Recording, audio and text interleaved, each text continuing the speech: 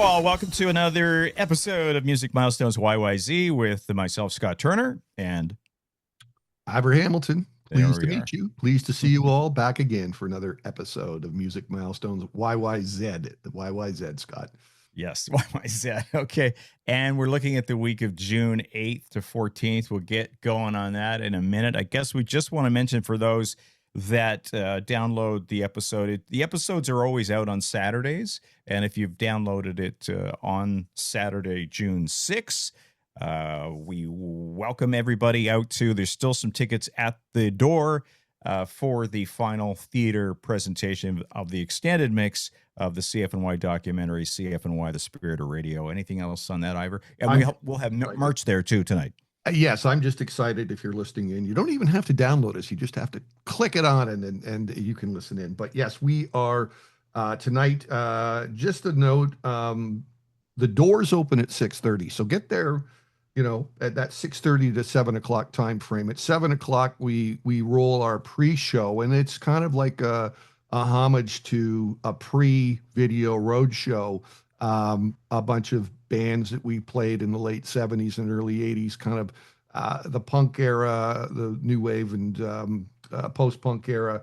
So that rolls, and then we got a special little teenage head segment, and then we roll the film at 7:30. We got a little intermission, so you can go to the merch table, and we have everything in stock. I think the only exception, Scott, is we don't have some of the small T-shirts tonight, but we have that vaunted and much requested medium T-shirts that people were asking for in the classic Spirit of Radio, including myself. Yes, yes, for you and that one lady who asked for that, who got a large and said she really loved a medium. So it's there for that, and then we break into once the film is finished, we have our Q&A. Alan Cross, David Marsden, Liz Janik, myself, Scott, and Humble and Fred. And I was on the Humble and Fred show earlier this week and asked Humble if he'd be a part of it, and he's agreed to do it. And I've been hearing just some rumors of some people that are coming out, some other former CFNYers who are going to be in the building tonight. So look forward to seeing you out there.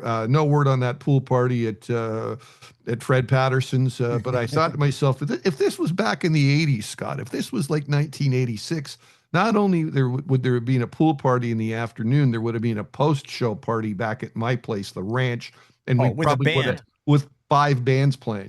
We would have had Teenage Head and Vis-a-Vis and whoever else knows would have played a post-show party, and the cops would have come and Fred would have yelled at people. It would have been great. So yes, so true, so true. Okay, let's look at some concert announcements this week or in the past week. Yes. Not a huge week for announcements. I mean, everything is pretty much set for the summer. I will say, Guns N' Roses coming August 5th. That's been out there for a while. If this is something that you don't have a lot of money to buy concert tickets, this one has not sold particularly well. So there are tickets out there on the market that you can get anywhere from $75 to $80. So that's not bad if you were a Guns N' Roses fan. That is taking place on August the 5th. Tovlo coming to Coca-Cola Coliseum. New announcement this week, September 23rd. Wu-Tang Clan at the RBC Amphitheater on September 25th. A couple of Buffalo things to be aware of at the Outer Harbor, which is always a great place to see concerts in Buffalo. Alexis on Fire, Crisis 20th year anniversary tour, and that's taking place on August the 12th. Helmet coming to the Town Ballroom on August the 29th and going all the way into the end of November. Also at the Town Ballroom is Death from Above 1979. So few new ones to check it out. Now, I have a little rant, Scott. Every once in a while I like to do a little rant, and it has to do for people that hang around after concerts and ask for things. They don't necessarily, so this is what I caught on the net. Every time you ask for a set list, a puppy dies. You paid for a performance. You didn't buy the artist. My name is not Hey You. This is somebody speaking to a tour manager. And I am not your pal. Besides, there are no picks. There are no drumsticks. And no, I won't get his autograph. You got to see the show. That should be enough. Stop asking me for shit. It's just a piece of paper. Go to the merch table and buy a memory. Drive safe, and we love you. That kind of made me laugh, but it's true in certain instances where people just hang around and persist and Yeah. want the, asking for autographs, asking for set lists and stuff. And it's like, people, we got to get to the next city. We want to go home. Just go to the merch table. And honest to God, in most instances these days, you're going to find something that's signed at the merch table now too, that doesn't cost you an arm and a leg. And you need to support the artist further, beyond asking for set lists and drumsticks and picks. So I love that. Reminds me of, I put together this top 10 things that DJs hate to hear. oh Top 10 yes. requests, and it was like, can I put my code in here? you know, Oh, the new can you one's charge your phone, right? That was new in Yeah, later years, right? charge your phone. I'm leaving in 10 minutes. Can you play X X Oh and yeah, I X? got I got Right. to go in 10 minutes. Yes, that's it. Yeah. We used to always say it's on next, right? And then just never Yeah, bother. And it's then on also next. and then also respond when they asked for something that was hugely popular, a global superstar. And this was Marty and I used to look at each other and goes, I've never heard of that artist. And that was usually Madonna that somebody asked us for. And I was like, And with I've a never straight heard of face, you go, who? No. I don't know who that is. That's it. Oh, yeah. Oh, Go ahead. oh yeah. I was just gonna say, Sneaky D's. We wanted to mention this. A few people have been talking about this. Of course, there's a proposal in front of City Council. Big surprise to tear something down and build new condos. That never happens in Toronto. No, no, not at all. Ugh, We haven't lost any clubs. So there is a petition out there, savesneakyds.com. Get into this and sign the petition.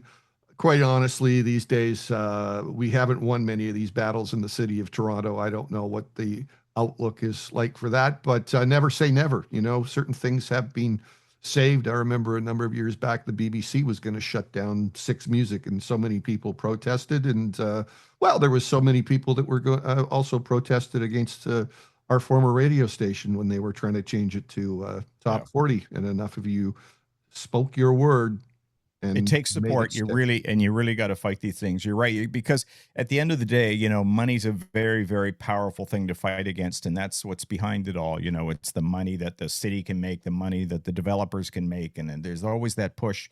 And Toronto's been notoriously bad at holding on to things of importance and relevance. And you just have to just go to that. It's savesneakyds.com and just put your support in there. I was looking for a t-shirt. This is my closest to a Sneaky D's support Oh, t-shirt that there I'm you wearing go. today. For those on YouTube, Ira's wearing his Motown t-shirt. Motown today, right? Yeah. I And the think, good, I haven't been at Sneaky D's very often. I think that I ate there a couple times, and that's about it over the years. yeah, I did. We did some launch parties when I was at Universal there, and it certainly had a great reputation. The beer was cheap, and Yeah, the atmosphere was always great in there, and of course the unique artwork that you mentioned as well. for sure. Okay, let's go back week of June 8th to 14th. We're going to go back and start in the 70s.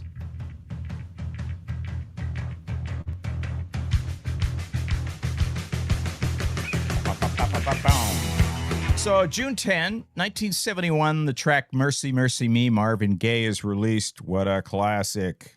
Well, not only was it a classic, I mean, it was one of the first environmental records as well that came out, and it was a real a groundbreaking time, especially for Marvin Gaye, because the Motown roster were just, in the 60s, it was always like you come in, you work with their in-house band, and it's all under Barry Gordy's control.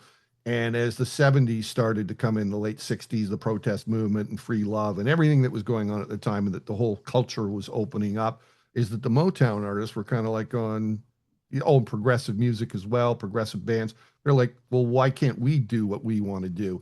And this was one of the first awakenings of that Marvin was like, hey, I've got my, this is going to be my own production, my own songs. And Barry Gordy had a lot less control on it. And of course, ended up being one of the greatest records of all time.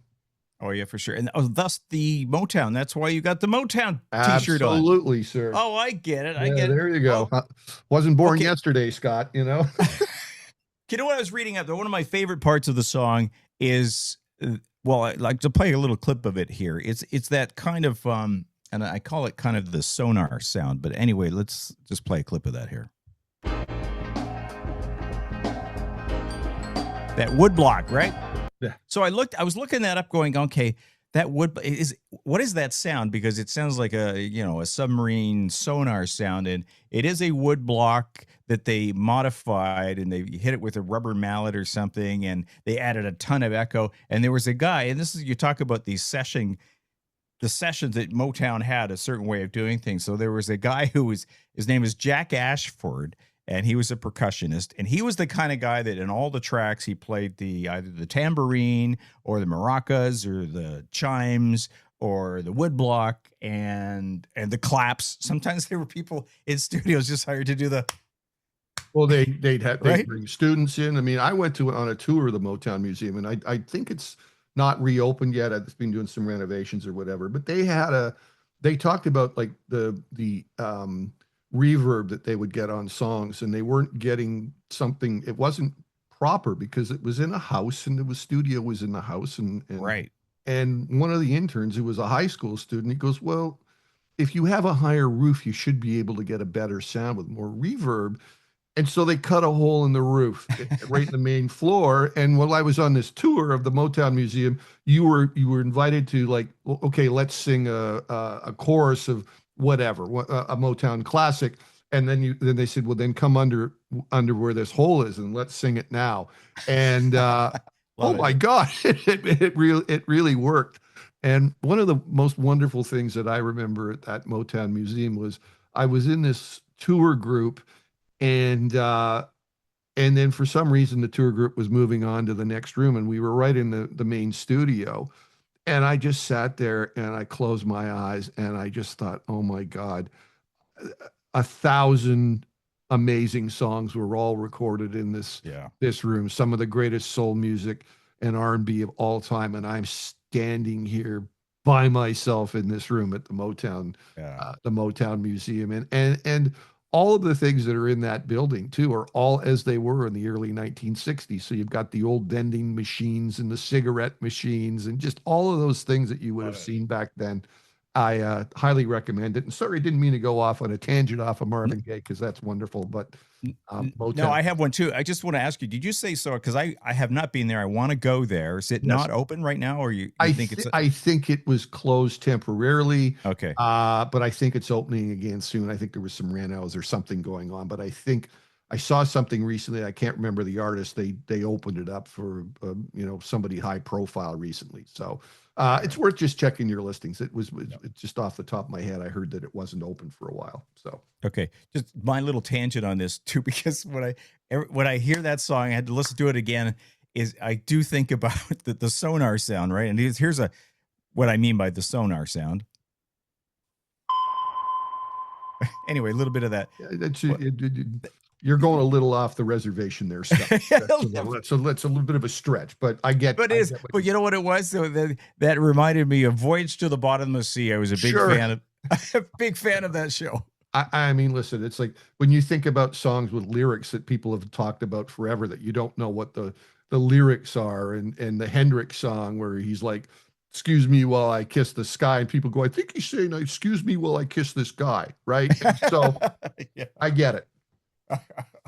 A really quick side story is as I was a big fan of Voyage to the Bottom of the Sea. Finally, someday it came out on DVD. I went out and bought the first two seasons. Then I loaded in and I watched a couple of shows and I'm like, God, this is boring. Of course, I was because like, when as we a were kid, I'm young, like, oh, this wow. is great. Voyage to the Bottom of the Sea. I mean, I've got all of those. Like, I've got all the Leave It to Beaver stuff. I've got Right. McHale's Navy. I've got, I think there's, oh, what was it? Hogan's Heroes. Like, I bought all of those ones, and now I never watch them, right? And Yeah, I got through about two shows and I'm like, God, this is boring. I guess as a kid, it was interesting. Okay. the one that So, I do pull out to watch every once in a while, I get my World War II fix and I watch Band of Brothers.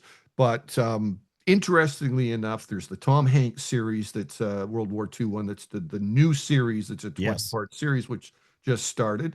But concurrently on Smithsonian right now, and I hadn't seen this, but I just discovered it this past week, is they've got a whole series on great escapes of World War II, and none of these episodes, or very few of them, I'd ever seen or heard before. So there's some phenomenal stories on people escaping from prison camps all over the world in World War II, which is worth checking out too. Okay, thanks. I hadn't known about that one. Yeah, the Tom Hanks thing is on CNN. Been watching that. That's great. Was that on Yeah. CNN too? Oh, I just watched it on History Channel, but that's okay. Oh, That's all History. good. Sorry, you're right. History Yeah. Channel. That is History Channel. Oh, and just could you mention you went to go see? There's a film out right now. What is that again? Oh, I went and saw the, of course, off the top of my head, but it's the Ann Wilson documentary. No, I'm thinking there's a World War sorry, yeah. II film. Oh, Yeah. yeah, sorry. I went and saw Pressure this past week. So Okay. Pressure is quite phenomenal. It's all about the lead up to D-Day, and of course, the most crucial thing on D-Day in early June is the weather. And so you might think, well, why would they make a film about the weather? Well, it was obviously the biggest seaborne invasion of all time, and they couldn't land all of those things that they, um, had at their disposal if there was really rough weather. And so the sort of behind the scenes on it is the whole, we need to have absolute certainty that we can go. And they brought in, they had the American meteorologist who was the sidekick to Dwight Eisenhower, and he had called every single weather forecast, especially in North Africa. It had been the same, but they brought in the British meteorologist, and he's sitting there going, everything, and this American guy was calling everything on historical data. And this British guy goes, the weather is never the same. No matter what Yeah. you say, the weather is never the same. And he goes, and he goes, we're talking the North Sea here. The weather is completely different than it is Yes. in North Africa, and it is never this predictable. And this American guy was just like, no, no, it's going to be fine. It's going to be fine. And so they said, oh, well, when's the next time we can go? And they're saying, well, I don't know, June 18th or whatever. And they're going, well, they can't keep, 3 million men or whatever it was that Right. were sitting there waiting to go. They can't hold them that. So that's insane. They can't do it. So that's what, this whole, I don't want to give it all away, but they delayed it one day. It was originally going to be on June the 5th, but it's a fascinating film just to go through all of that. There are some, a little bit of action scenes, but it really is mostly the sort Uh-huh. of behind the scenes story on that film. I think in places it's a little bit overacted, but I highly recommend Okay. going to see Pressure. Yeah, I'll go see that. Thank you. It's funny that you talk about that part of the story is about the weather, and that still lives today because when it comes to hurricane season, and these guys go on TV and ladies, and they talk about, well, there's the European model, and here's our model, right, about the route of where is the hurricane going to go. So there's like these weather people from all over the world have their opinions, and the computer models are different. Well, you see in this movie where they're saying go, the American meteorologist who was so cocksure of himself says, we're fine. We can go on the 5th. And there they are on the 5th, and it's the morning, it's bright and sunny, and like there's Eisenhower going, what did I do? What a mistake. And like middle of the day, it was absolutely horrendous. Oh, So in hindsight, it was the right call to do that, to go on the okay. 6th. All right, that's enough of the History Channel now from Ivor and Scott. Let's get back to the program. It's So, another podcast. some massive tracks were out this week, the week of the 8th to 14th of June. So, Riders on the Well, there you Storm. go, Scott. We're just talking about the Yeah, weather look and at pressure. that. Here we go. What a Look at the segue. segue. The Doors released, the classic song, one of their last. I think this was the It was last. the Was it last song recorded by the foursome. Yes, right? the very Yeah. last song that they recorded. I have great memories of that song as a young lad. Being in the back seat of my grandmother's car and going to Yorkdale Shopping Mall and the 401 through the middle of really bad weather. And I was like, why do I think of the Doors? And I think of hot summer weather where all of a sudden there's a big storm on the way. And of course, Scott, in our days at CFNY, and I'm sure it was the same at Chum FM in the early days, it's like whenever there was bad weather, let's play Riders on the Storm, right? And a whole bunch of other weather. There was a different documentary that I saw that was talking about, I can't remember, I think it was a station. Oh, it was a station. I think it was out of Cleveland or something. And they were talking about it being freeform in the early days. And they said the guys could do what they want. He goes, okay, a DJ just played 6 hours worth of weather songs. So Anyway, you, got- you could only do so much on the weather, right? Yes. So the exact same week of Riders on the Storm is being released, Wild Horses from the Stones released, which the flip side was also a great track, Sway, which any song from Sticky Fingers was just a classic in and of itself. Such a great album. But Wild Horses, I think, is up there for many people, a very favorite Rolling Stones track.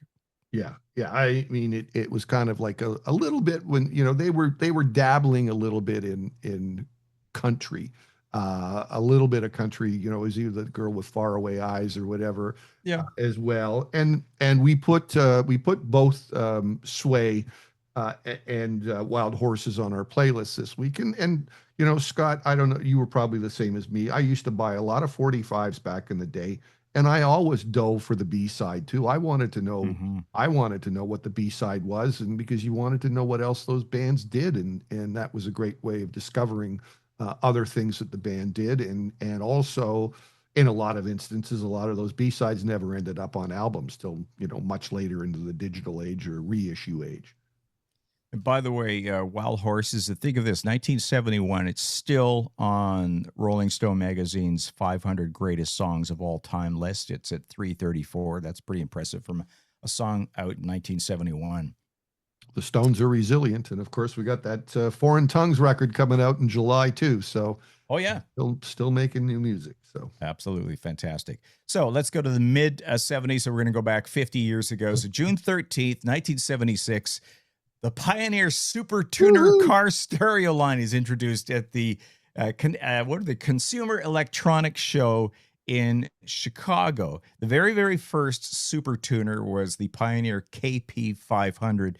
And what is really unique about the Supertuner? This was kind of, there might have been some other ones out at the time, but the Supertuner was the one that really got everybody's attention and really kind of kicked off the whole car stereo revolution of instead of a shitty little AM FM, factory installed radio, the Supertuner took the car environment into kind of like your home stereo system, I right? mean, I remember it like it was yesterday because it changed everything. And I at that point, it was for myself and a lot of my friends, we were just starting to get our driver's licenses at that time. And a few older people that we knew at the time who had cars, they always had like you were lucky if they got an FM radio in there, and if it even sounded any good. Right. It'd be And just this an was AM. just Yeah, back an then. AM, but like even car FM radios at the time, unless it was something that was a high-end car, like most of your FM radios sounded terrible too, right? And it never had much volume. This Pioneer thing comes out, and everybody's like, "Oh, holy shit!" Me included. Gotta have one. Was And that your first? yeah, Like, it was. So I bought my first car. Well, I didn't get my car until '78, but I had this like 1972 VW, which is in the documentary too, yeah. and I paid $850 for it. And I think with Wait all a minute. Do you pay that for the car or the stereo? no, I paid that for the car.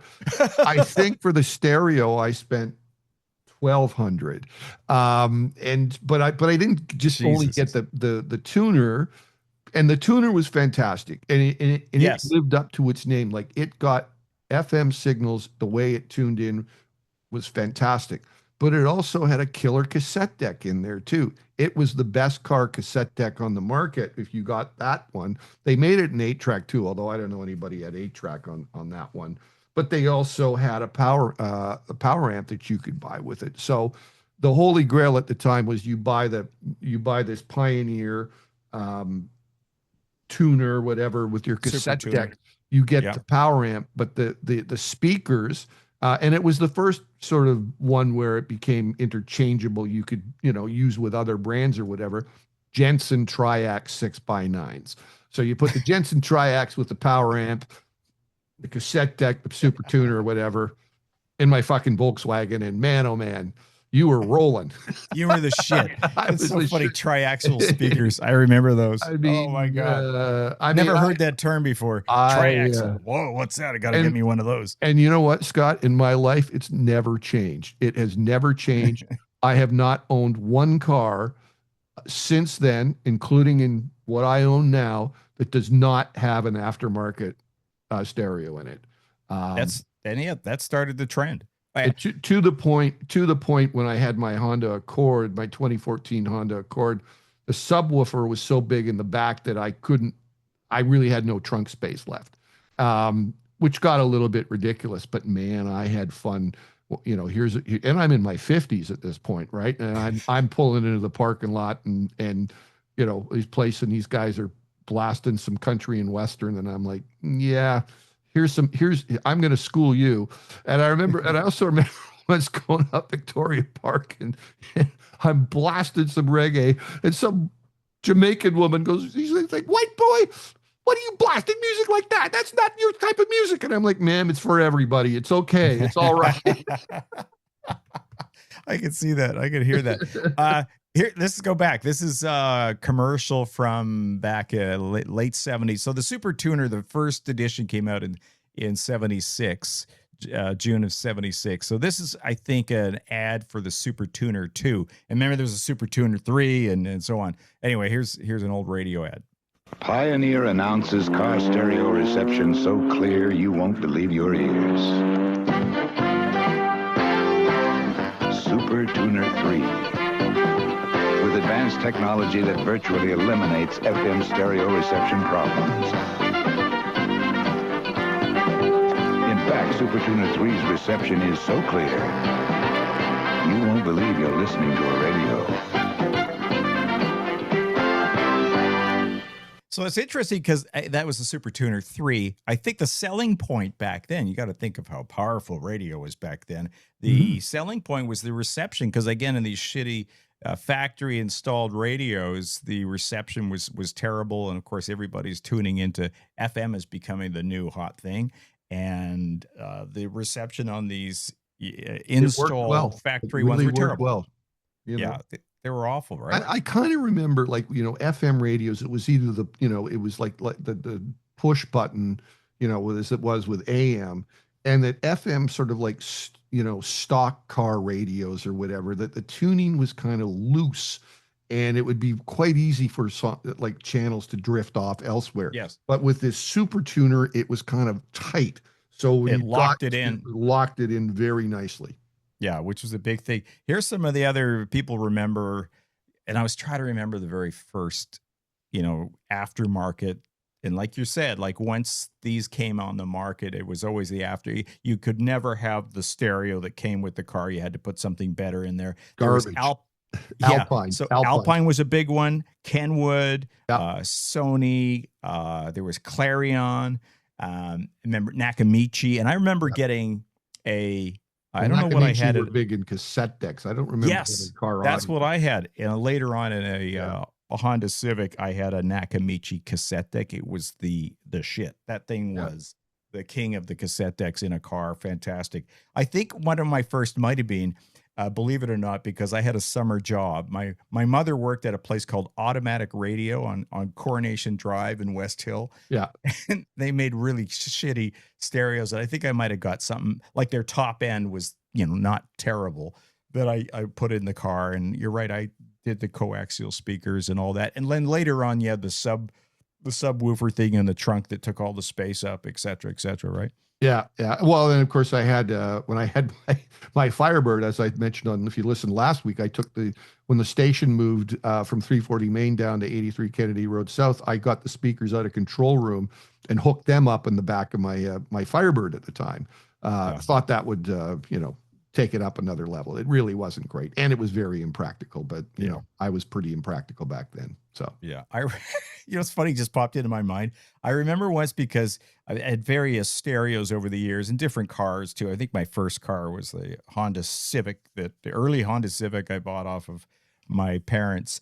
But I remember getting a buzz sometimes when you're listening to, especially the cassette tapes. There was always this little hum and buzz. And I learned from somebody that if you hook the power directly to the battery instead of the wires that were under the console or whatever. So I remember running a power line from the unit all the way through. Somehow I got it through the dashboard into the engine compartment to the actual battery, a direct wire that I'd hook up, and it eliminated the buzz. It This worked. is your ground wire from back in the day. I mean, I used to have my Firebird, which was, if I had it today, it'd be amazing, but it was a piece of junk back then. It was old, and I didn't have the money to fix it. But I used to have like a 15-inch screwdriver, so I could go underneath the car and jam it to get the carburetor going or whatever, because the damn thing would never start. But I became a pro at getting those things started, and The I hacks you used to learn, right? also have the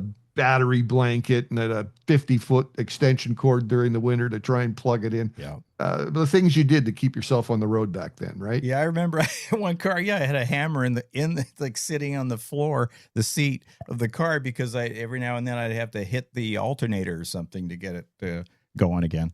Yeah. Because it wasn't charging the battery or something. I also we went to we're supposed to go to the Pinery up near London on a May long weekend, and it was raining so hard. It's like, let's just keep on driving. And it was three of us, and I was like 20 years old at the time or whatever. We ended up in Chicago, and one of my friends had a Visa card, so we stayed at the Holiday Inn downtown Chicago. And then the damn car broke down on the south side of Chicago, and we had no money, Ooh. zero money. And the south side of Chicago was not a good place to be. Yep. The only time in my life I faked it with Canadian Tire money is this guy says, my dad's a mechanic, he'll help you out or whatever. I said, all I got is Canadian money. I hope you'll take it. And it You was did Canadian. not. I did. Canadian Tire money. They were nice people, and they helped us out, which was wonderful. Oh man, I still can't believe you bought that the Volkswagen that's in the documentary, the CFNY documentary. You bought for $800. $800. Yeah, it was. Well, Jeez. it was 7 or 8 years old at that time. Sure. And it was the guy I worked in the kitchen at the time at the Brampton Golf Club part-time. And the guy who was the head chef, I think it was his car or his wife's car, and they were deciding to move on to something else. So they sold it to me because I was a good employee back then. So Fantastic. What a deal. What a deal. Okay, one more to finish off the 70s. So this is a big one because we're looking at the performance of Rush at Massey Hall. They did 3 nights. So this is June 11th, 12th, and 13th. And what's cool about this show, 2 things about the show. Number one is that this is the first time they're going to play material from 2112 live in Toronto. And it was also being recorded for a live album that came out later, which is All the World's a Stage. Yeah. The first of hundreds of Rush live albums, right? I remember Alan posting, I don't know, 7 or 8 years ago. Well, Rush are putting out their 650th live album or whatever, right? So they always give you what you want on the live front. But I listened to it last night, and it's great to see Geddy saying, here's something from our new album. And of course, they go into a 15-minute set of 2112.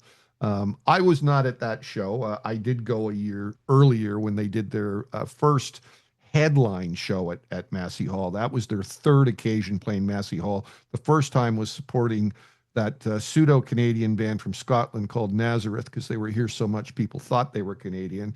And then the show that happened in, I believe it was June of 75 on the Fly By Night tour, that's the one that I got to see, and I was so impressed because Rush had white shag carpet on stage at the time, which I thought was the coolest thing ever.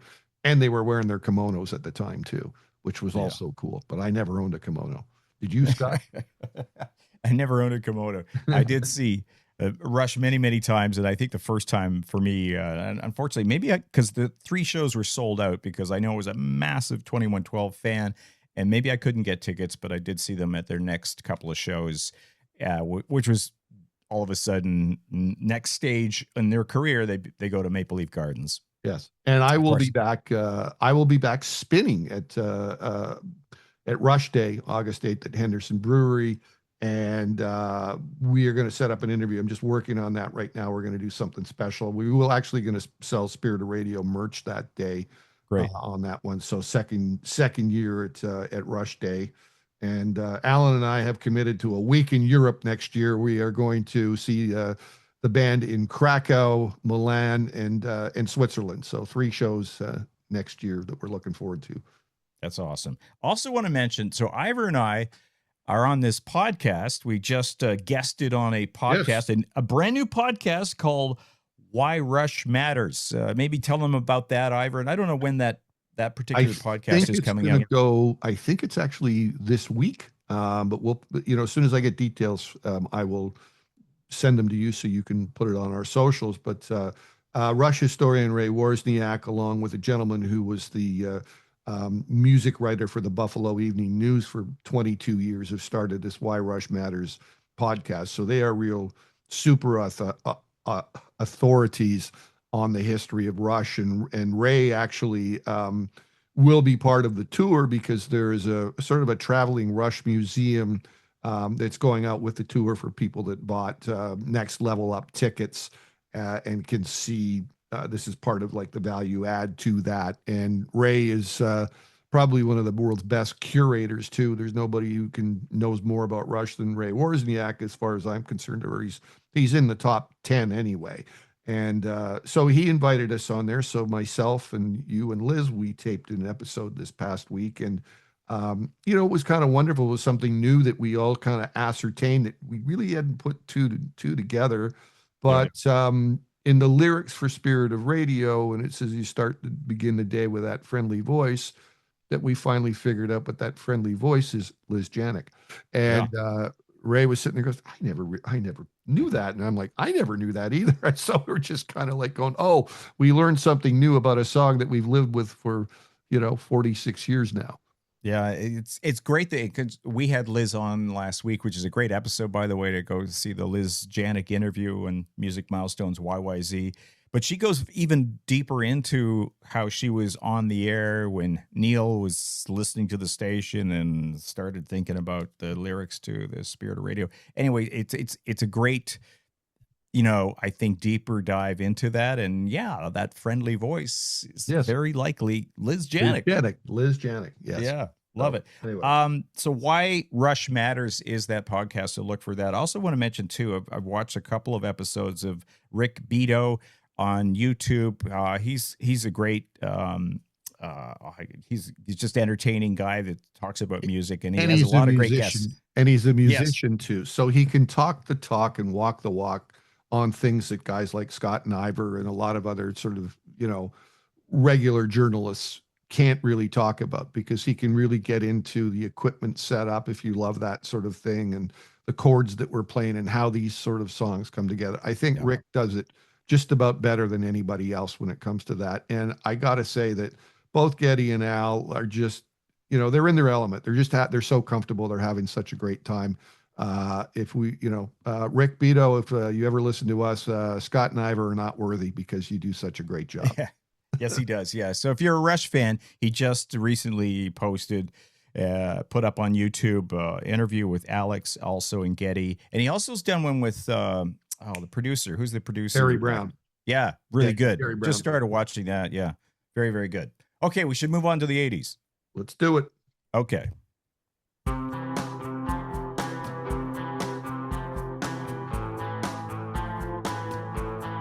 All right, our milestones, the week of June 8 to 14. We got a lot in the 80s that happened on that week. So we'll start in the early 80s, 81, so 45 years ago. June 12th, the release of To Hell with Poverty, Gang of Four. I remember getting that on the 4-track EP that I think was only out in Canada and the U.S. Another Day, Another Dollar EP. Yeah, which came quite a bit later, to be honest with you. But we had that as the import at NY. Of course. My greatest memory of that song was when Gary Topp and I worked together collectively to put the music together for the Police Picnic, because we were just, there's no way we were going to let the roadie from Arkansas play Leonard Skinner and Outlaws tracks in between the bands that were playing at the Police Picnic. And I chose To Hell with Poverty to be on one of the tapes. And when that ripped right across that festival site that day, I was like, oh man, this is great. When the drums and bass kick in on that track. It is like, you talk about the synth stuff and the, all the synth bands and stuff that we played, but then you talk about like the guitar oriented and funk things. I mean, that song kicked ass. It did. Also, same day, exact same day, June 12, 1981, Pull Up to the Bumper, Grace Jones. We talked about this great album and another great track from a great album. Sly and Robbie, on the Yep. percussion. Great car song, right? You pull up to the bumper. Bumper, babe. Yeah. And lots of different versions of that. I was kind of like messing with that. I was like, look, for our playlist, I was like, okay, Ah. there's about 15 different versions of that, but we didn't go deep on that because we're not having a Grace Jones fest, but we do represent it on our playlist. Okay, an album that also came out that same week, which turned up 24 on the year-end best albums of the year for 1981 in CFNY, was Joe Jackson's Jump and Jive album. I remember just listening to CFNY and hearing that and was like, "Huh, what? That's Joe Jackson?" And it was like, and then once the shock's over, you go, "Wow, this is really cool." Well, it's it's great when artists decide to go in different directions and take this approach and going, oh, it's a learning curve for different styles of music. If you're going back, it's like, okay, it's like a 40s influenced, big band era album, and you're like, well, that's the music my parents listened to back then. I wouldn't listen to that. But then Joe Jackson does it, and you're like, oh, that's actually pretty good, right? So Yeah. it's a good. I mean, and don't get me wrong, lots of people, like with the stuff that Kid Creole did too. That was like art, going back to the 50s, and Sure. there's a whole bunch of other artists that were played on the station, and some of the Haircut 100 and ABC. I mean, that's always like soul influence stuff too. So Yeah. that's, it kind of opened people's ears to other styles of music that necessarily that not necessarily they would have stuck to or went and discovered, but because of some of these artists who opened their palettes to the styles of music, we had a love for a different style of music that Joe Jackson put out. And he was great for that. Over the years, he really did experiment and try different things.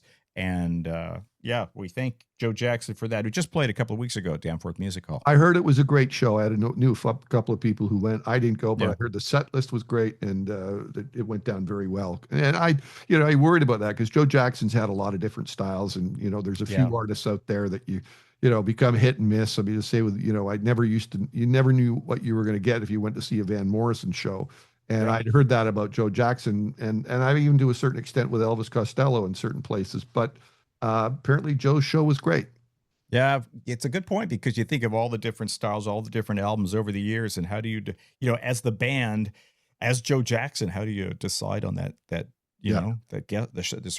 set list? Yeah. Yeah.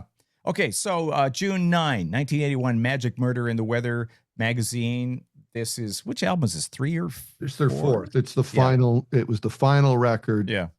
They were starting to come apart at the seams at that point. John McGow had left. I think he'd gone to join Susie at that point. Yeah. So anyway, I still, to me, they never made a bad record. They were a fantastic band from start to finish, even though they had a short-lived career, which was realistically from about 78 to the end of 81, 82. But a song that I loved on that album, and again, this is on our playlist this week, was called "Sweetheart Contract."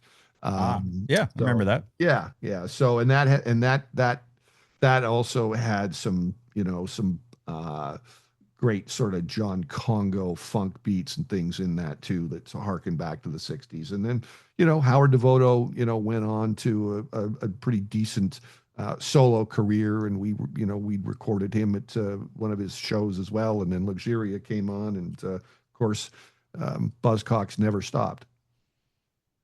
Okay, also same week, Pretty in Pink. The original recording of Pretty in Pink is released by Psychedelic Furs, and arguably the best one, although each to his own, right? I listened to both before the show today, and I was like, okay, I get that they wanted to do something. I mean, it was all about at that point trying to break America, that they were trying to make a new wave alternative breakthrough in America at the time. And there was a lot of demand from the labels that they were pressured to do different production and jazz it up to cross over to top 40 radio and whatever. And so the Furs did that, and I still think that the original version is the better one, personally. Yeah. And interesting too, and I'll go off track here for a second. Is I'm guesting on up 2 episodes of the Edge Time Machine, including one that's coming up on this Sunday on the 14th, and we're talking about the music of 1978.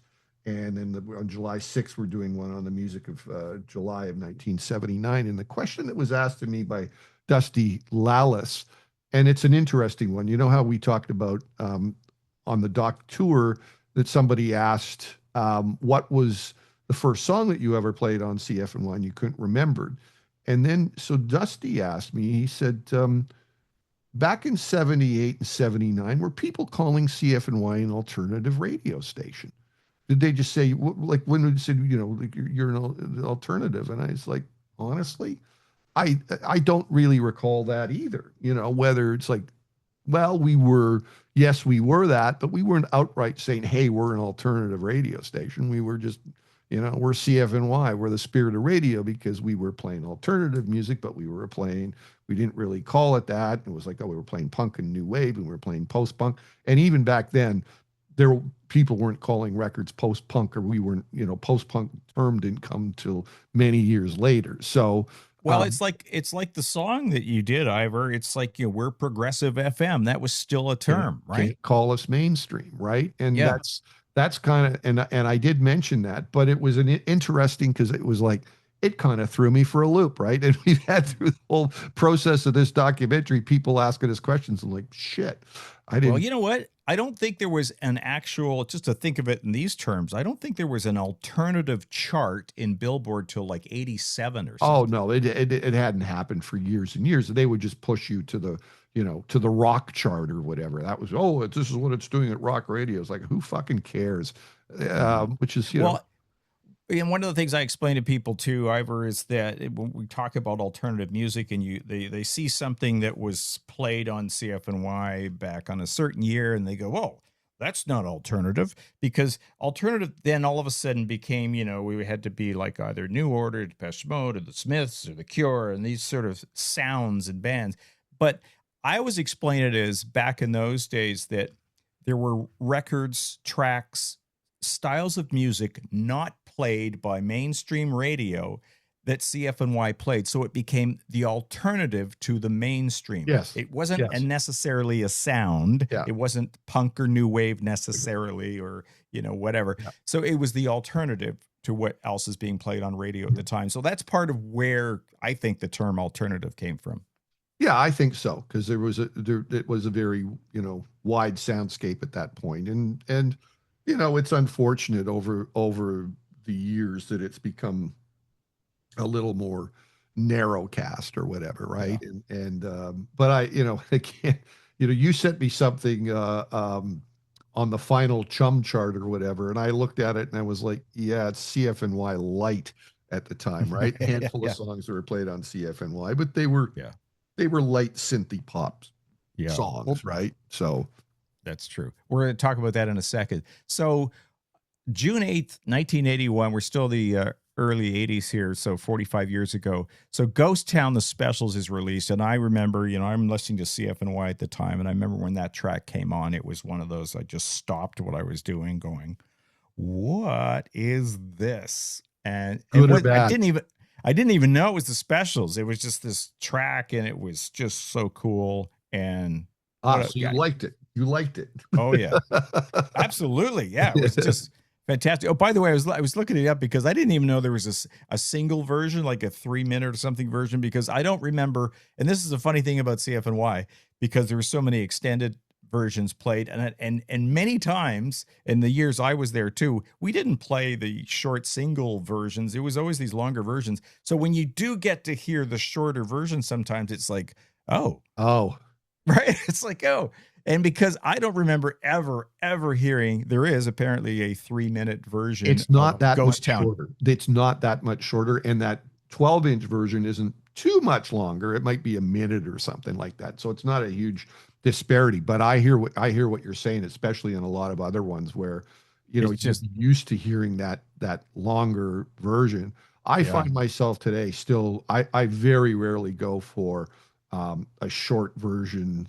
There are one or two small exceptions, right? Like if you listen to you know the song "Dancing the Night Away" by the Motors, right? And the Okay. Motors, the extended version of that is 6 minutes long, but it takes about 2 minutes for the song to get going, right? Because it's a guitar-oriented song, and then all of a sudden you're going, "Oh, for God's sakes!" If you're trying to get the room going in some shape or form, that is one of the rare exceptions where that edit makes sense. But Yeah. in most instances, it's the other way around with the longer version. Yeah.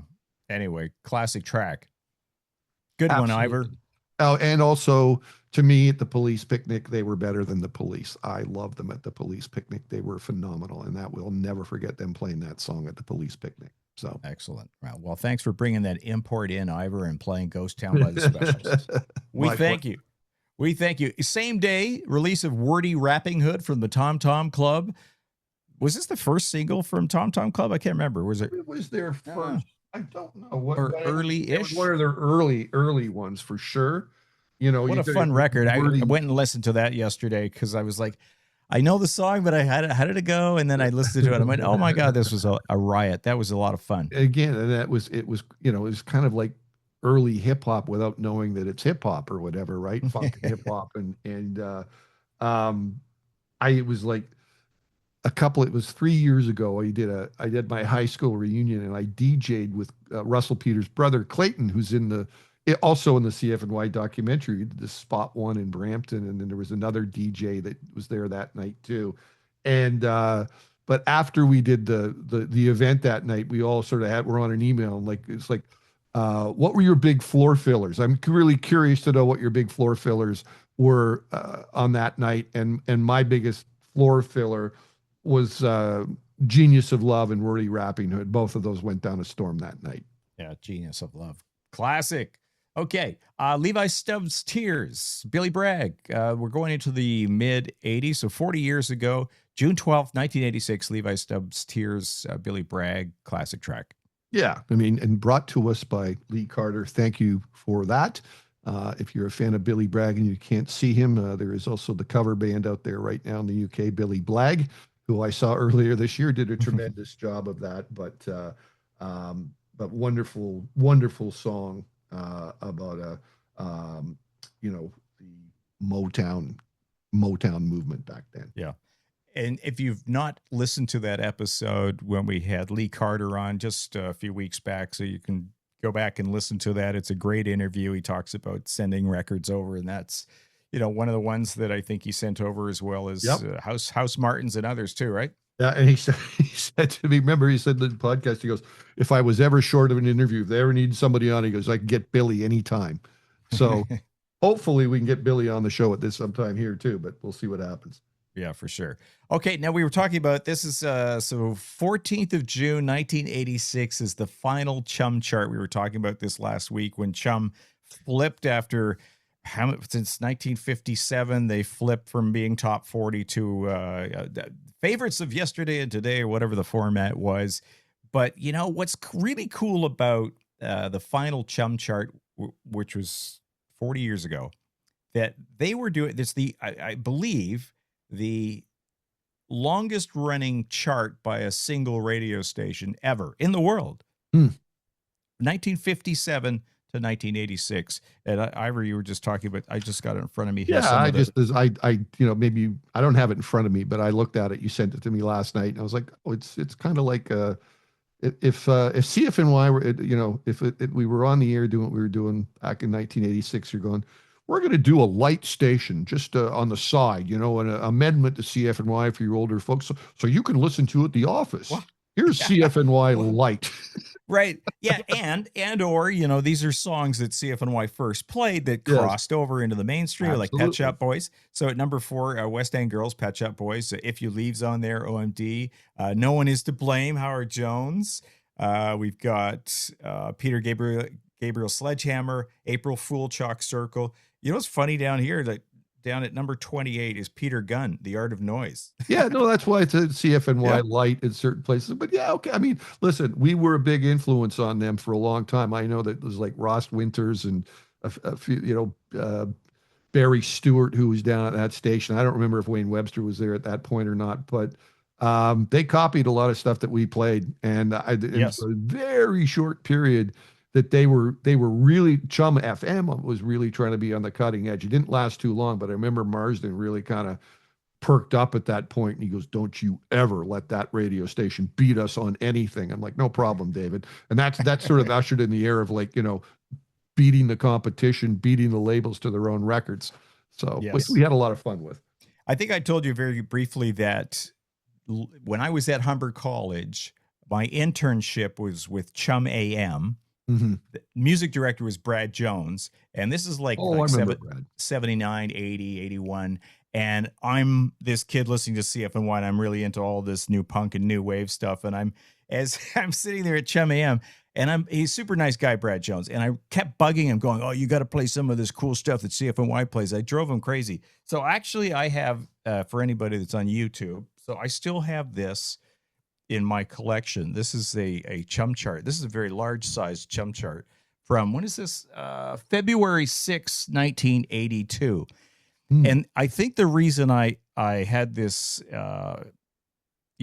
framed, is that I used to bug him to play some cool new wave shit, and I think they eventually added a few kind of CFNY stuff on Chum AM, and you can see that the reason I have this is because "Tainted Love" by Soft Cell goes to #1 February 6, 1982 on Chum, and therefore it's on the Chum chart. And I think I had some influence on this becoming #1 on Chum. Only a year after CFNY. Only a year later. Yeah.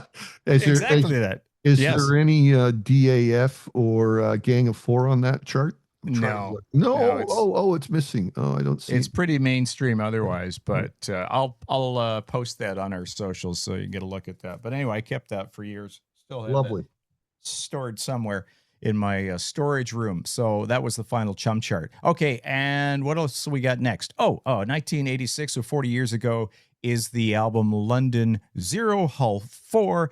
This is another Lee Carter from the House Martins. Go Disc Records. And what's the odd thing about this, and it's is that the record is no longer available in Canada to stream, which drives me fucking bonkers. And why is that?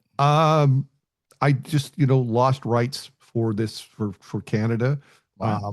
You can't, unless, like, it is nowhere to be found on any of the streaming services right now. Maybe you can find some user generated stuff on YouTube Music or whatever, but on the proper services, it's not up there. So, I own all the these in my collection, but it's something that I can't outright share on a wide basis, and it's a wonderful record end to end. Like, the second album is up there, but not the first record. And personally, the first London Zero Hull 4 is a much better record as far as I'm concerned.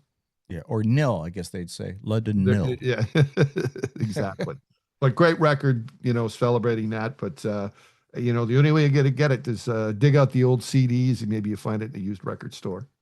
Okay, next up is 40 years ago, the single Positively Lost Me from the Rave Ups. Now, you might go, what was that song? So I'll play a tiny little clip of it here for you. Let's hear it.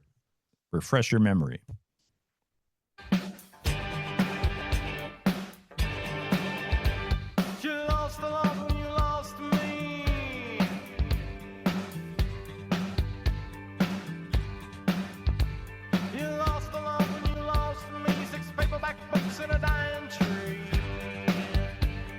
There you go. There's the idea. That probably rings a bell now. Positively Lost Me, the Rave Ups. It was actually out the year before, but because of Pretty in Pink, it was on the Pretty in Pink soundtrack, or at least in the film. I'm not sure it's on the film. It wasn't on the soundtrack. Soundtrack, right? Okay. So you actually, which is funny because you can actually, it's the actual band, I think, in the scene playing.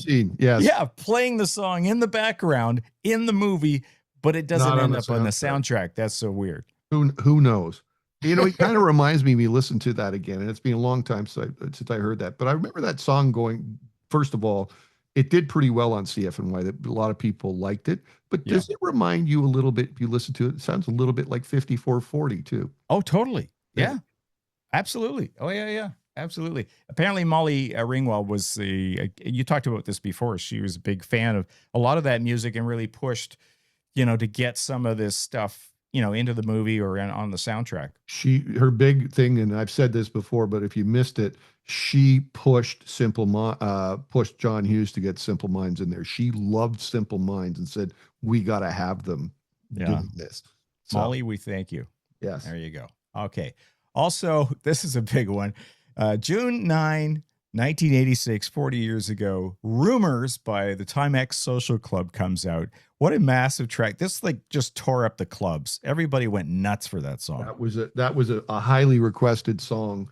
All at the Roadshow, no doubt. Yeah, the Roadshow. That was one that we did have. We always carried a few extra records that weren't necessarily being played by CFNY, because occasionally we'd get booked into a high school and go, oh my God, we are going to die unless we play a couple of things that aren't on the station. Mutiny. We'd have a few top 40 records that were hot at the time. And we'd always bring some Q107 records too, because there was always like, oh my God, we got to play Van Halen, or we got to play, stuff that was kind of like more the party stuff from the crossovers. So I wouldn't say we play a lot of it, but it kind of got you through when you needed to have that. Yeah. Oh, you were very good that way, Ivor. Very good. Thank you. Pleasing the crowd, right? You got to keep them happy. Although Liz said I didn't play enough slow music, which surprised me. Yes, yeah. You didn't play enough slow jams. I was like, what? That's funny. She did say that. Okay, we're just going to quickly jump into some birthdays here before we get to the 90s and 2000s. A couple people turning 65 this week. Boy George and Maxie Priest both turned 65 this week. And we're looking at the week of June 8th to 14th. All right. Happy birthday. Boy George, 65. Very good. Collect your Social Security, your old age pension now. Yes. All right. Just some people we have lost this past week who we just learned a couple days ago. Peebo Bryson at 75 from a stroke. He had a heart attack a couple of years earlier as well, too. Well, I mean, best known for a lot of his soundtrack work and just sort of, adult contemporary music. Not really my thing, but people loved him, and especially during the 90s, he was so prominent, and a lot of those big Hollywood films at the time, he had a big part to do with a lot of those as well. So he'd be on, in the U.S., a lot of the black and urban stations in the U.S., they all had these quiet storms. Yes. Evenings after, he'd 7 be or 9. Perfect artist for that. And the ratings, because I remember talking to a guy down at V103 in Atlanta, and huge station out of Atlanta, and he was like, our quiet storm, like from 7 to midnight, the number one rated show on these stations, like just Luther Vandross and stuff like Peebo Bryson, and just boom. In the late 80s, Don Burns would have been, he jumped all over Andres Vollenweider. That would be his favorite. We got to start playing more of that, his quieter stuff, whatever. Yeah. Well, it's like a quiet storm. Like I guess I'm thinking of I forget her name, who used to do the alternative bedtime hour. Oh, Danny. Danny Elwell. Yes. Danny was kind of the CFNY quiet storm, right? Well, in certain instances she did, yeah. But that would be sure. more like talk and Radiohead songs, right? So yes, indeed. And we just want to mention that it was a year ago that this week that we lost Brian Wilson. That was a big one from the Beach Boys, and Steve Leckie from the Milestones. Toronto story there, that legendary punk. Yeah, I had a good relationship with Steven over the years. Sometimes it was a little hot and cold. He was a quite contentious personality, but left it in quite the legacy. His time with the Vialtones, and how that was a big part of the Toronto music scene. We had Screaming Fist on that first Spirit of the Edge compilation, and played a lot of their records in the early days, and he was quite the character. He got himself into a lot of trouble. I remember the first time the Jam played at the Colonial, he threw a beer bottle at the band, and John Weller, Paul's father, who was the manager, picked Leckie up and threw him right out onto the street. Like there was no messing around with that, and it was a really I don't think Leckie knew what hit him after that, because I think he was like the king of the castle in these punk clubs at the time, but not when John Weller was around. He was a tough guy. So wow, crazy story. I like that. Okay, let's go into the 90s.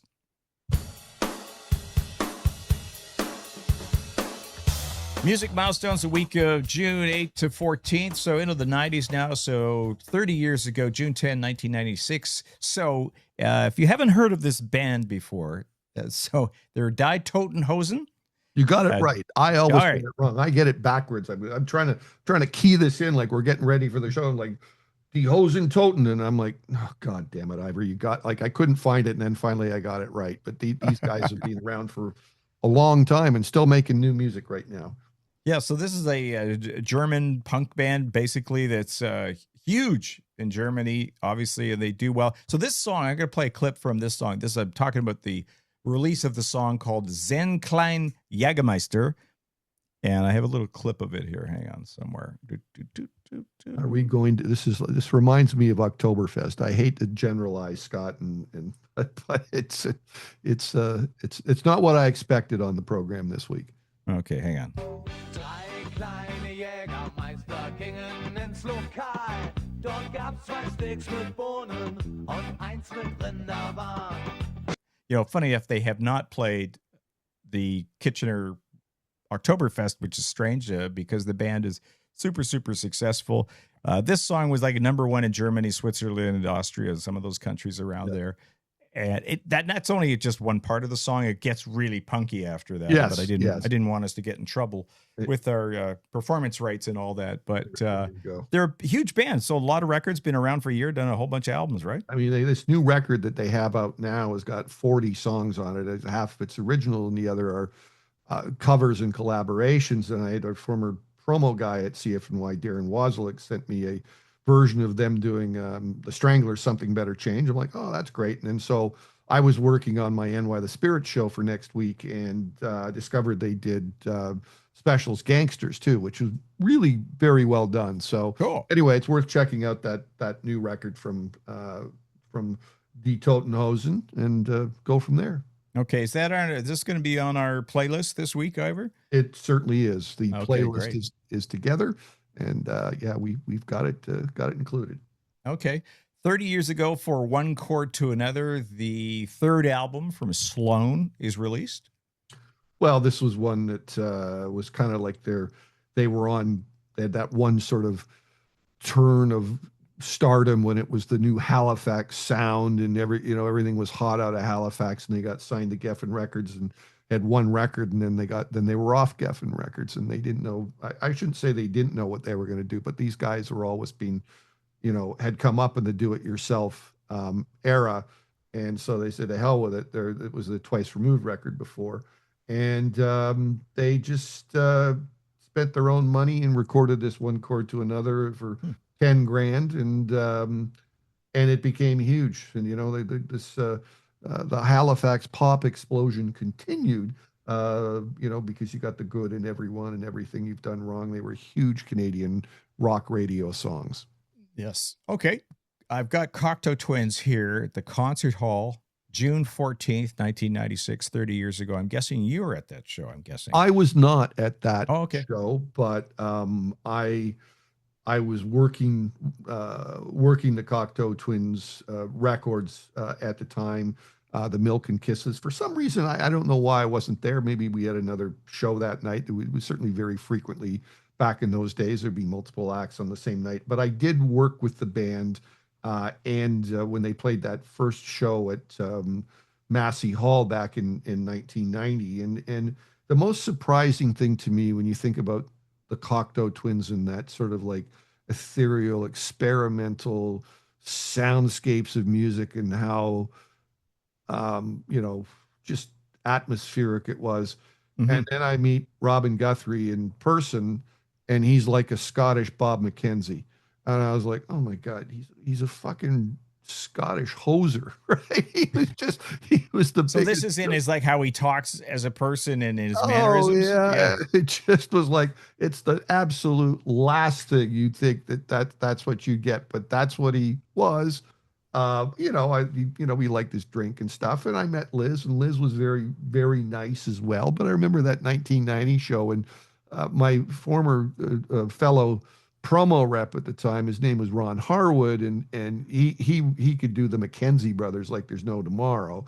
And there's the Cocteau twins playing at Massey Hall. And so Ron decides, he shows up at backstage at Massey Hall, and the person says, "Well, I'm looking for some where's your credentials?" And he goes, "My name's Bob. This is my brother Doug. We're the Cocteau twins. Hey, let us in." And they did. Anyway, so, but I will say that, deflecting back to the concert hall show, that was pretty much the end of the Cocteau twins as is. That was one of the last shows that the band played, and then they moved on, gone their separate ways. That Liz just did an interview in Mojo in the most recent issue. Worth looking up if you want to get into what's what with Cocteau Twins. She's got a new band that's out now as well. So okay, it's good to know. I don't remember them playing many times. I never did see them in Toronto. I don't remember how many. It might have been 3 times. That might have been maybe twice only. But 1990 was the first time. So I'm thinking, yeah. Okay, that's the intro. Yeah, there we go. Wrong piece of music. All right, we're going into the 2000s now to wrap up the show this week. We got a few from the 2000s of note. First of all, June 11th, 2001, 25 years ago, the first single from the debut album from Ed Harcourt. Now, not maybe somebody that is top of mind with most people, but I was a fan of Ed, and remember, it was on the Mercury Prize List albums that I used to go check out every year. And I remember buying the album and really loving it, and actually saw him live. I was over in the UK that later year, and I saw him at the Shepherd's Bush Empire in London. A great venue. Great venue. I've been there at least 3 times now and really enjoy going there every time we go. That's where I saw the Smiths cover, the Smythes or whatever, this back in January. But Ed, I'd like yourself, it's funny you mentioned this, like Something in My Eye, that single, and you're a big fan of that. And I just gravitated to other songs by Ed Harcourt or other records and that. But we're both fans, but we just seem to like different albums by Ed Harcourt, which is great. The guy's been very consistent over the years, and made some great records. Was he in the Long Pigs too? I think that was his previous band. Anyway, I'm not sure. The album was called Here Be Monsters. If you want to check that out. And if you don't know Ed Harcourt, that's the one I recommend to have a listen to. Yes. And, I didn't keep up much after that, so I'd have to go revisit. There you go. Ed Harcourt. Okay, also June 11th, the same day, 2001, 25 years ago, the single Have a Nice Day from the Stereophonics. Great track, great band. Love the Stereophonics. I saw them once play, my only time that I ever went to South by Southeast in Austin, and I saw them play in a small club down there, and they blew the roof off the place. They were fantastic. And then in later years, they were very, very tight with the Tragically Hip. There was a real kinship between those two bands. And I know they played some shows together in the UK and what have you, but there had always been a relationship and correspondence between those two bands. Yeah, great band. I actually saw them when they played with Oasis at the Virgin Fest, which was 2008. That was the notorious show where Noel gets some crazy fan got up on stage. Yeah. It is so weird. I remember seeing this guy. It was, who's that? It's like somebody on stage, and it doesn't look like it's stagehands, just kind of walking up there. And I don't know, the security didn't notice, and he walks right behind Noel and just gives him a shove. He went flat on his face into one of the monitors. I know, it was awful. It was brutal. I was very fortunate. I was sort of like glowed on that one when my label days was that Paul Weller played direct support to Oasis. He was on just before.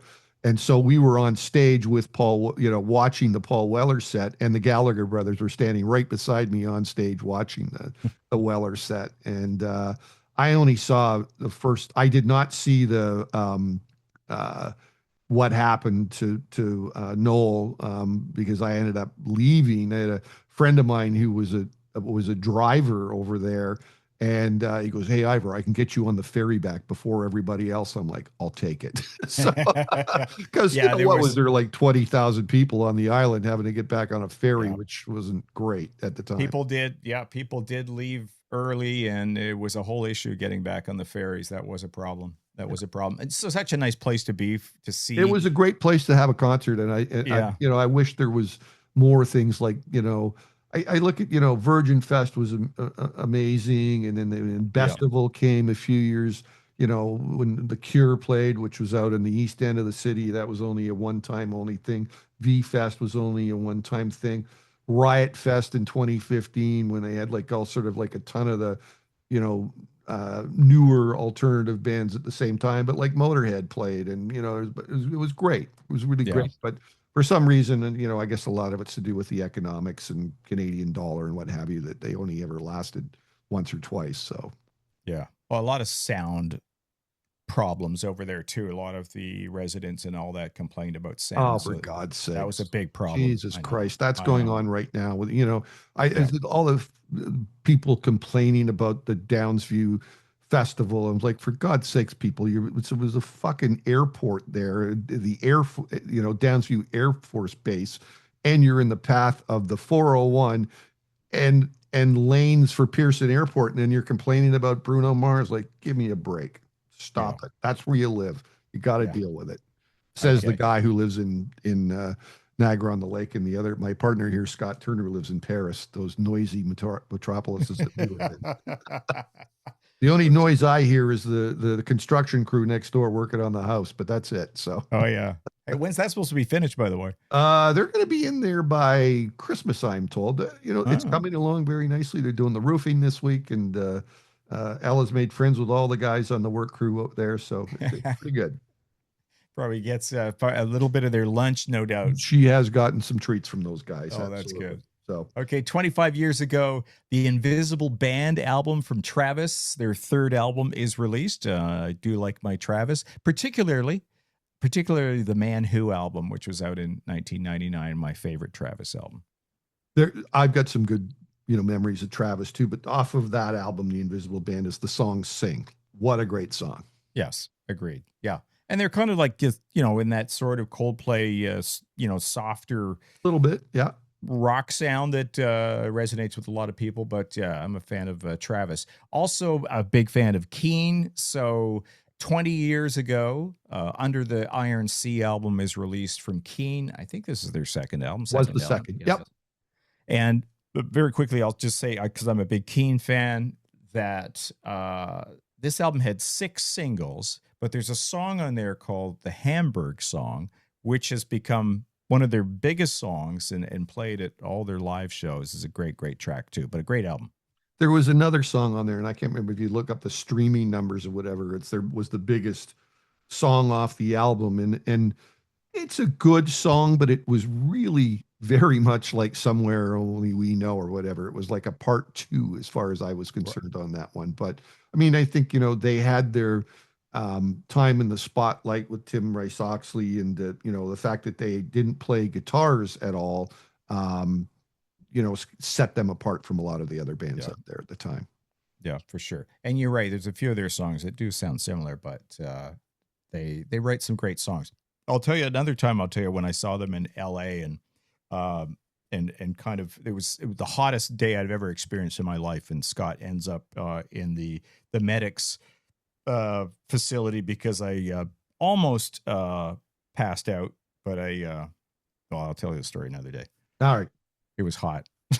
Okay. Well, I might have had a two drinks too. Not too many. Oh, there drinks, you go. But the heat and alcohol don't work. I learned. Okay. So, so we're going to 2011 now. June 14th, 2011, Calgary is released from Bon Iver. This is, I think, the first single. Yes, it was first single. Okay. From the self-titled album. Yes. Right, because I think there was an album out before, but on an independent label or something. So this was like a big signing and the self-titled album, right? Yes, the previous album for Emma Forever Ago. So I wanted to, and by the way, the song Calgary really isn't really about Calgary. I've forgotten about that. I had to look that up to see that he actually did end up going to, this is the singer Justin Vernon, eventually did go to Calgary. So when he wrote the song, he hadn't been to Calgary. And in his words, it says that the song is about sort of a wedding vow to a soulmate he had not met yet. And he always sort of had this sort of vision of Calgary as being this romantic kind of place. Anyway, the band did go to Calgary the following year and had 2 sold out shows there. But anyway, I wanted to play, Ivor, I mentioned this just before we were going to go on. I wanted to play this clip from Saturday Night Live. I don't know if you ever saw this. I don't think you saw this whole skit I didn't they see did. it. No. So let me kind of set it up and I'll play it. For those that haven't seen it, it's on YouTube, but I'll play the audio from it. But basically, so the skit was basically about, I guess, Beyonce and Jay-Z just had a baby, and it's a bunch of guests coming to see Beyonce and Jay-Z's new baby. So they have these different people, and I guess there was a bunch of people just doing impressions. And so Justin Timberlake plays Justin Vernon of Bon Iver. Oh my God. And this is sort of the scene. Yeah. And he was hilarious. Let's hear it. Here it is. And we have one last guest, Bon Iver.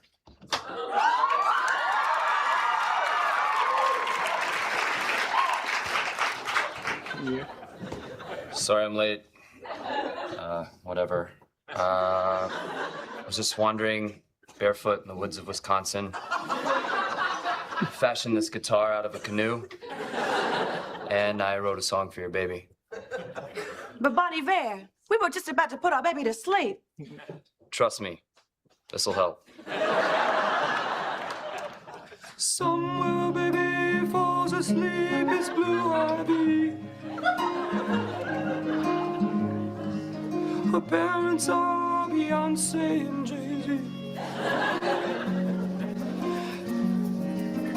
Baby, they both Ferris wheel gravy. What is he saying? Juggle, wuggle, don't be a muggle. Did he just say don't be a muggle? Oh no, but White Butler's really into it.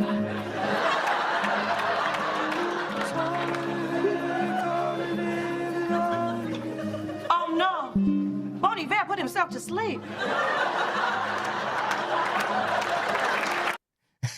Well, Put himself to sleep. that cover version is so bad that we probably won't get the copyright.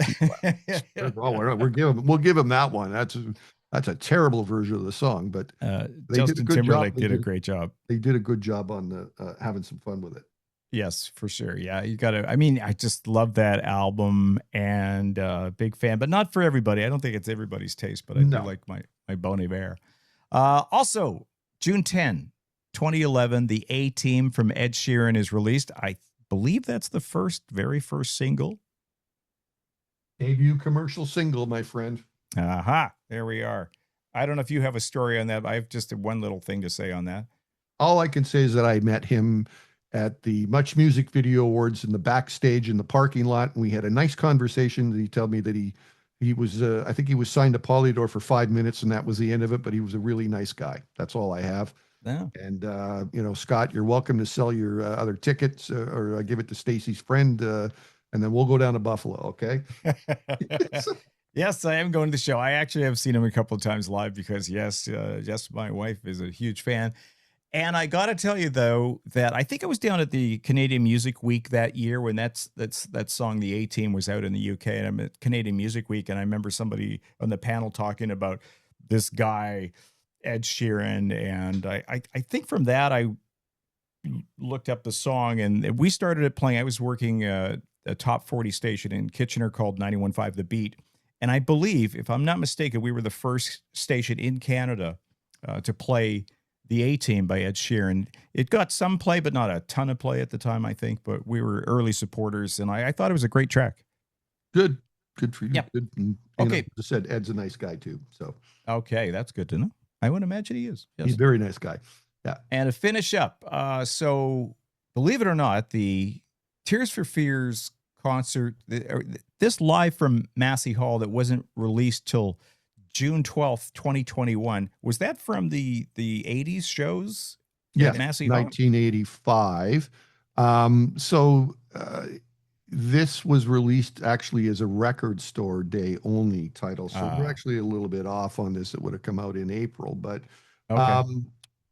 it really is a holy grail of shows. I remember Bob Ansell, my former boss at Polygram, and he was sort of the head of promotion at the time, that he actually was the one who helped arrange putting that recording together at Massey Hall for that show. And so it comes out on Record Store Day. And, the Record Store Day stuff, sometimes, in a lot of instances, they like, you never even saw the releases, right? They were in such high demand that even the label didn't get the copies, right? It was like the sales guys would go, well, there's so much demand for it, we got to put it out to retail. And we're like, well, we should get a couple of copies at least to have in the building or whatever. Never happened with it. So nobody at Universal Music got copies of that record. I had to trade my left foot. I think I traded some Tragically Hip box sets or something, and I managed to get both the CD and the vinyl on it. I don't know anybody else who has it, though. That's bizarre from, how much you worked closely with the band and over the years, right? Very, very much so. And nobody has copies. It is honestly the holy grail of Tears for Fears live recordings.